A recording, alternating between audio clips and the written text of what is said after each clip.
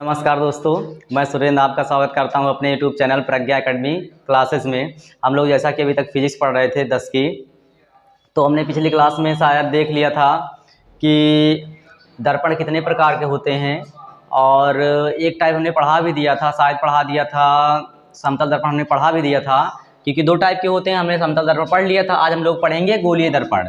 ठीक, सबसे important topic ये है, पूछा जाता है उससे क्वेश्चन, मगर उतना खास उससे नहीं पूछा जाता है। सबसे ज़्यादा जो क्वेश्चन आएंगे, जो न्यूमेरिकल बनेंगे, न्यूमेरिकल भी सब इसी से बनेंगे। तो आइए देखते हैं। तो हम देखते हैं गोलीय दर्पण, जिसे अंग्रेजी में बोलते हैं स्फेरिकल मिरर। ठीक, तो इसकी डिफिनेशन हमने क्या लिख रखी है, कह रहा है ऐसा दर्पण जिसका परावर्तक पृष्ठ गोलीय होता है। गोलीय मतलब है कि कोई भी हो, मान लो क्या होता है, गोल होता है। कह रहा गोलीय दर्पण कहलाता है। और आगे कहा गया गोलीय दर्पण दो प्रकार के होते हैं। पहले समझते हैं कि दर्पण मतलब एक गोलीय दर्पण होता क्या है। गोलीय दर्पण हम लोग जैसे देखें तो जैसे हमने देखा जो कार वगैरह, गाड़ी वगैरह में जो शीशे लगे रहते हैं, वो सब क्या होते हैं, ये गोलीय दर्पण ही होते हैं। तो गोलीय दर्पण होते हैं। तो अभी वो क्या होता है, गोला होता है, और गोले को काट कर ही क्या बनाया जाता है, गोलीय दर्पण बनाया जाता है। ठीक, तो गोलीय दर्पण क्या होता है, दो प्रकार का होता है। एक होता है अवतल दर्पण, जिसे अंग्रेजी में बोलते हैं कॉनकेव मिरर, और दूसरा होता है उत्तल दर्पण, जिसे बोलते हैं कॉन्वेक्स मिरर। तो आइए हम लोग पहले देखते हैं अवतल दर्पण किसे कहते हैं। तो अवतल दर्पण मैंने लिख लिया है। पहले डेफिनेशन समझते हैं, होता क्या है। कह रहा है वह गोलीय दर्पण जिसका परावर्तक पृष्ठ अंदर की ओर दबा होता है। परावर्तक पृष्ठ का मतलब क्या है, परावर्तक का पृष्ठ का मतलब है जहां पर क्या होता है, रिफ्लेक्शन होता है।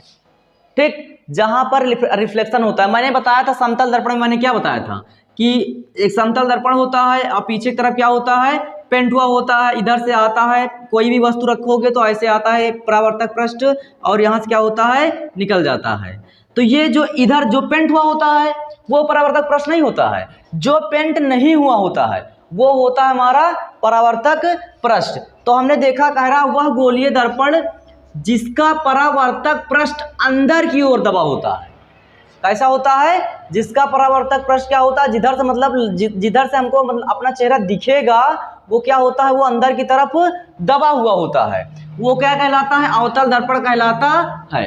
इसके फिगर समझते हैं। ये हमारा क्या है, देखो पहले तो ये क्या है, गोला है कि नहीं। देखो गोला था, गोला को बीच से काट दिया गया, बीच से काट दिया गया, तो ये बन गया क्या, गोलीय दर्पण। मगर कौन सा गोलीय दर्पण, देखो देखो बाहर की तरफ क्या हुआ है, पेंट हुआ है, और अंदर की तरफ क्या है, पेंट नहीं है। जहां जिधर पेंट नहीं है उधर ही तो रिफ्लेक्शन होगा। मान लो हमने यहाँ पर कोई एक वस्तु रखा है, ठीक ना, तो उस वस्तु का जो क्या होगा, जो वहां इमेज लाइट है जो उस वस्तु की जाएगी, यहाँ पर पड़ेगी, और क्या होगी, पुनः उसी माध्यम में लौट आएगी। इसका मतलब क्या हुआ, यहाँ पर परावर्तन हो रहा है। तो परावर्तन हुआ तो अंदर की तरफ ये दबा हुआ है, इसलिए इसे क्या बोलेंगे, अवतल दर्पण बोलेंगे। तो इसी वीडियो में हम लोग मतलब इसी में देख लेते हैं, थोड़ा आप दूसरा वाला भी देख लेते हैं, उत्तल दर्पण किसे कहते हैं। थोड़ा इसको मिटा लेते हैं और आगे देख लेते हैं। तो इसी चित्र में हम समझ लेंगे। तो नंबर 2 हम लोग क्या देख लेंगे, उत्तल दर्पण। देखो उत्तल दर्पण क्या होता है।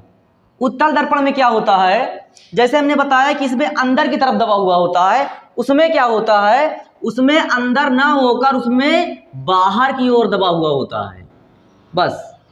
और जो ये हमारा चित्र है, चित्र को भी थोड़ा हम लोग चेंज कर लेते हैं।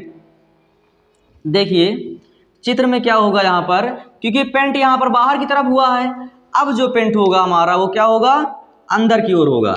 हमने बना लिया एक उत्तल बना लिया। इसमें क्या होगा, अंदर की तरफ पेंट होगा, और जो इमेज बनेगी वो कहाँ बनेगी, बाहर की तरफ। तो यहाँ पर लाइट आएगी और यहाँ टकराने के बाद इधर इस माध्यम में लौट जाएगी। तो ये क्या होगा, ये होगा हमारा पेंट हुआ भाग। कौन सा, पेंट वाला पृष्ठ। और ये क्या होगा, जैसे हमने उसमें बताया था, क्या होगा, ये इधर से लाइट आ रही, इसे क्या बोल देंगे, आपतित किरण, और जो जाएगी उसे क्या बोलेंगे, परावर्तित किरण। ठीक, तो देखते हैं, कह रहा है वह गोलीय दर्पण जिसका परावर्तक पृष्ठ बाहर की ओर, सॉरी यहां दबा है तो दबा नहीं होगा, बाहर की ओर क्या होगा, उभरा होगा। क्या होगा, बाहर की ओर उभरा होता है, अवतल दर्पण कहलाता है। क्यों? क्योंकि देखिए अंदर की तरफ दबा हुआ, तो अंदर की तरफ दबा तो हुआ है, मगर जो हमारा परावर्तक पृष्ठ है वो क्या हुआ है, बाहर की तरफ है।